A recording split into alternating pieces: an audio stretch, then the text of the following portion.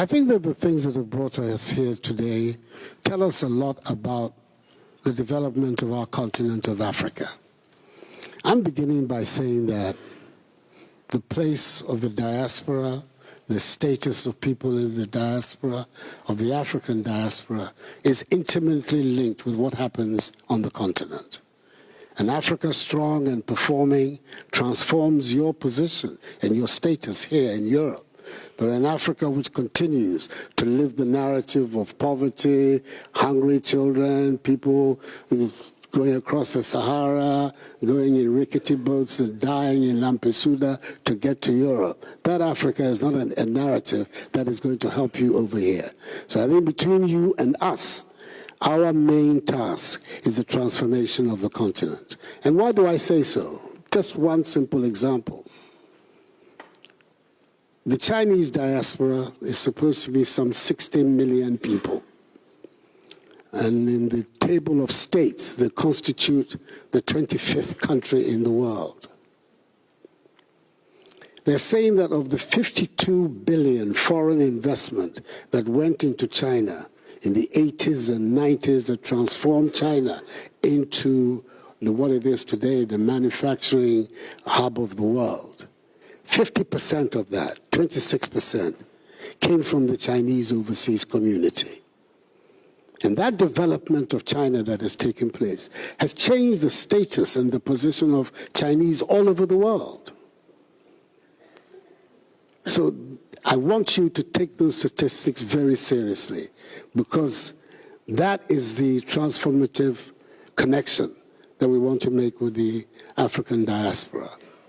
How to implicate it in the development of the continent. Once we change the narrative about Africa, and we can only do it ourselves, we have to get away from the idea that there's some Father Christmas somewhere who's going to come and develop our continent for us. There is no such Father Christmas. There's just us who are going to be able to develop our continent.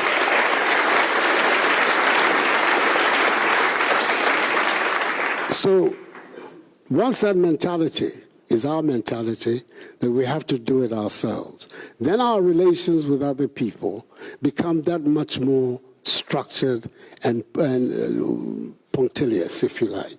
Our relations with France, our relations with Europe.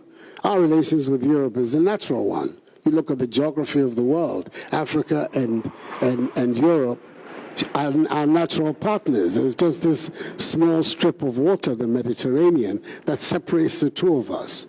So when you look at that, and you look also at the history that has gone on between Africa and Europe, that is a natural relationship and a natural alliance, but a relationship that has to be different from the relationship that we've had up to now. Why do I say so? That relationship has enriched Europe, but has not enriched Africa. So we need to change that dynamic. And we can only do it by ourselves taking the correct measures for our future.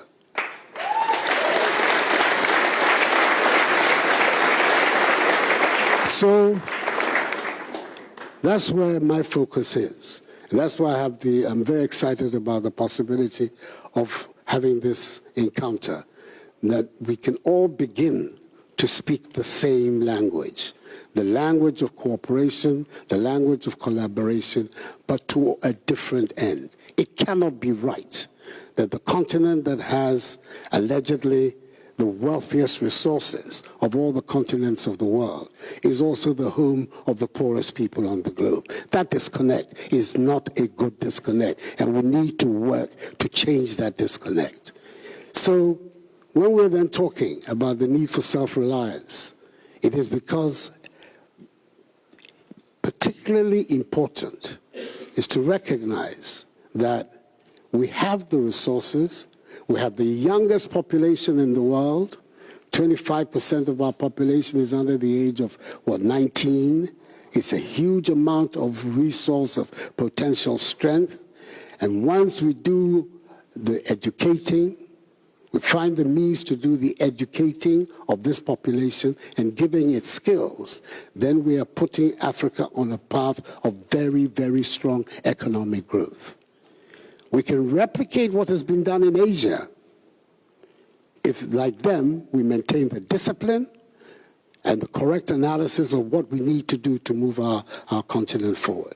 But really, if they've been able in Asia, in a generation, to transform the lives of hundreds of millions of Chinese, hundreds of millions of Indians, why can we not replicate that same phenomenon on our continent? We can do it.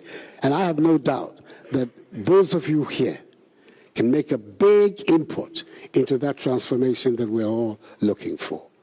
And when we're saying this, and it's very important that we recognize that we're not saying we're turning our back on the world. No, we can't do that. We live on the same planet. We need the association and the partnership with countries like France, with the technologies that they have developed here, their savoir-faire in many, many areas. All those things are matters that we can profitably associate and benefit from. But all of it, always, from an understanding that it is for us to define the relationship that we want with the rest of the world. We shouldn't be caught up in a language or a narrative that says that we are appendages to other people's thinking, other people's policies, other people's volonté. That will not help us. So, Mr. President, we're saying the time has come for us to take our destiny in our own hands. It's now 6 decades since the independence movement swept Africa.